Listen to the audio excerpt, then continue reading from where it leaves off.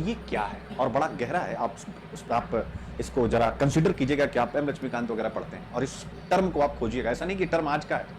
प्रभावी परामर्श कॉलेजियम के सिस्टम में क्या है, आप सब स्वयं चिंतन कीजिए कि कॉलेजियम के सिस्टम में प्रभावी परामर्श की संकल्पना आपने कहां पढ़ी हुई। आज हम आपको यही सिखाने जा रहे हैं, प्रभावी परामर्श कॉलेजियम सिस्टम में क्या होता है और स्वाभाविक रूप से इसका क्या महत्व होता है न्यायिक निर्णयों में, और यह इंडियन डेमोक्रेसी के लिए, इंडियन पॉलिटी के लिए किस प्रकार से महत्वपूर्ण है। एक नया विषय आपके सामने रखने जा रहा हूं, बहुत अच्छा लगेगा। इसके बाद हम अगर अगले टॉपिक पे हैं बिजनेस लाइन का, तो WTO की रिपोर्ट, अभी कुछ दिन पहले मैंने आप लोगों को क्वेश्चन भी कराया था और यूपीएससी में पूछा भी गया था कि व्यापार युद्ध और संरक्षणवाद यानी ट्रेड वार और प्रोटेक्शनिज्म के वर्तमान दौर में WTO को अगर प्रासंगिक बने रहना है तो WTO में किन सुधारों का सुझाव आप देंगे, यानी आपसे ऐसा प्रश्न पूछा गया।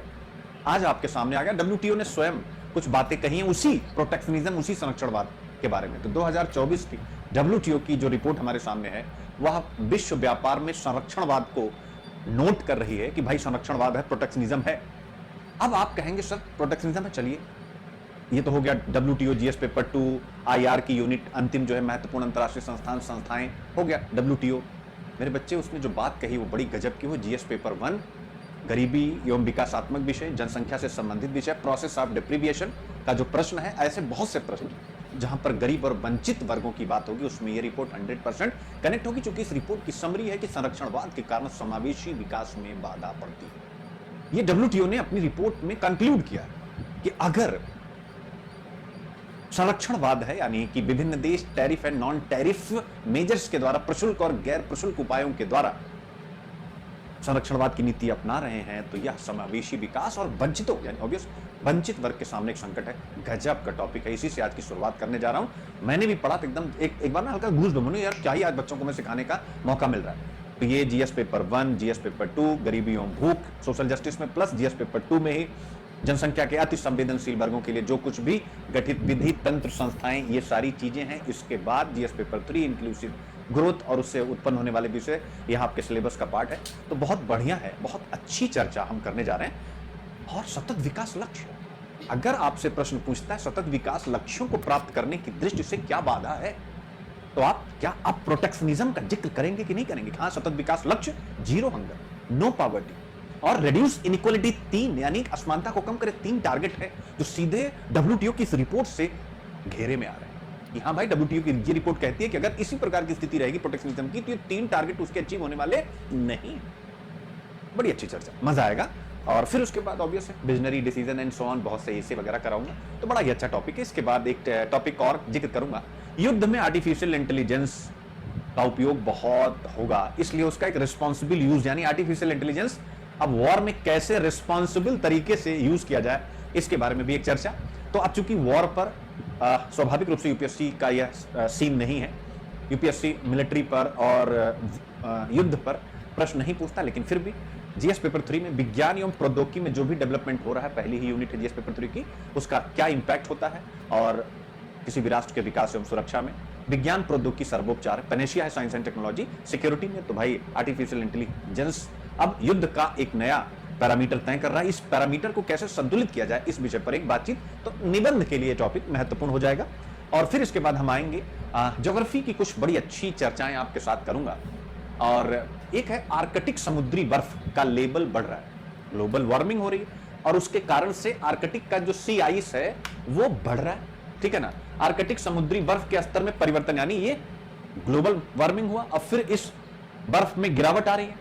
अब गिरावट आ रही है तो ये मानसून के पैटर्न को, भारत के मानसून के पैटर्न को कैसे बदल रहा है, यही सब फ्यूचर के क्वेश्चन है। इनफैक्ट ज्योग्राफी ऑप्शनल के क्वेश्चन है ये कि आर्कटिक समुद्री बर्फ के स्तर में परिवर्तन, ऑब्वियसली कमी, ग्लोबल वार्मिंग के कारण भारत में मानसून का पैटर्न कैसे प्रभावित हो रहा है। नया है, समझने की कोशिश कीजिएगा, 1-2 रीडिंग लेंगे तभी समझ में आएगा, याद रखिएगा। मैं अपनी तरफ से सरल समझाने की कोशिश करूंगा। GS paper 1 unit 1 geography and unit 3 दोनों के साथ यह कनेक्टेड है।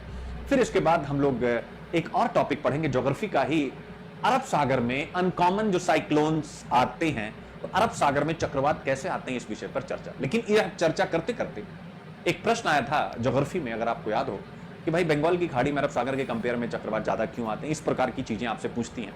या हाल के समय में अरब सागर में चक्रवात आने का ट्रेंड ज्यादा बढ़ा, ऐसे भी प्रश्न आपसे आ सकते हैं। तो आज हम पूरा आपको बंगाल की खाड़ी और अरब सागर में जो साइक्लोन है उनके पीछे की सारी जर्नी, सारी कहानी, GS paper 1 geography unit 3 cyclone यानी महत्वपूर्ण भूभौतिकीय घटनाएं, इंपॉर्टेंट जियोफिजिकल फेनोमेना और उसमें साइक्लोन के बारे में एक विस्तृत चर्चा द हिंदू एडिटोरियल से।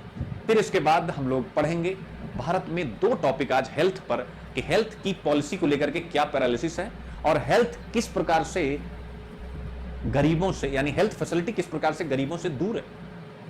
यह विषय हम आज बेहतर ढंग से आपको समझाएंगे, मजा आएगा। इसके साथ बहुत बढ़िया टॉपिक है 70% से बच्चों की मृत्यु जो हो रही है, यानी अगर 100 बच्चे मर रहे हैं तो उसमें से 70 बच्चे चाइल्ड माल न्यूट्रिशन के कारण मर रहे हैं। आप सोचिए कि 2047 में हम विकसित भारत बनना चाहते हैं, परंतु हमारे सामने सबसे बड़ी चुनौती क्या है, इसीलिए वह निबंध बड़ा कभी कभी रिलेवेंट ज्यादा हो जाता है कि कहीं पर भी गरीबी हर जगह की समृद्धि के लिए खतरा है।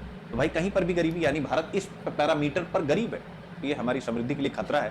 तो ये आपको बहुत बेहतर ढंग से GS paper 1 process of deprivation, GS paper 2 गरीबी भूख यानी जीएस पेपर 3 समावेशी विकास, सब जगह पर यह एक पूरा डेटा पॉइंट है हिंदू का, वो आपको कराने जा रहा हूं, अच्छा आपको समझ में आएगा।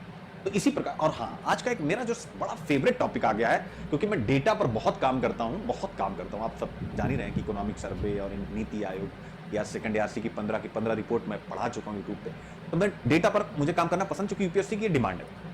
तो आज बड़ा मस्त एक मेरे सामने डेटा आ रहा है, एक बहुत बढ़िया आ रहा है, जो मेरे प्यारे बच्चों डिस्ट्रिक्ट एग्रोमेट ऑफिस, इसके बारे में जिला कृषि मौसम कार्यालय, ये क्या होते हैं जिला कृषि मौसम कार्यालय। नीति आयोग ने मार्च 2023 में इस कार्यालय के बारे में एक अनुशंसा दी, रिकमेंडेशन दिया कि इसको बंद कर देना चाहिए। अभी निर्णय हुआ कि इसको फिर से ओपन करना चाहिए। तो इसकी इंपॉर्टेंस क्या है, खासकर छोटे और सीमांत किसान जो देश की आबादी का 80 to 86% अलग अलग डेटा में, अब जैसे आज वाले हिंदू में दिया है 80% सीमांत और लघु किसान है, लेकिन हम सब आप सब पढ़े इकोनॉमिक सर्वे में भी 86% लघु और सीमांत किसान है। खैर वो चलता रहता है, कोई बड़ी बात नहीं, इनमें से कोई सा भी डेटा आप यूज कर सकते हैं, ठीक है। तो आज हम जिला कृषि मौसम कार्यालयों की क्या भूमिका है किसानों की इनकम को बढ़ाने में, GS paper 3 economics unit 4 unit 5 यह इसके साथ डील करूंगा। इसके साथ साथ आपसे 2017 का जो निबंध पूछा था कि भारत में अधिकतर किसानों के लिए कृषि जीवन निर्वाह का सक्षम स्रोत नहीं है, तो भाई अगर सक्षम स्रोत नहीं है तो सक्षम स्रोत कैसे बनाया जाए, तो उसमें डिस्ट्रिक्ट एग्रोमेट ऑफिसर्स की क्या भूमिका होने वाली है, ये भी बड़ा अच्छा टॉपिक है।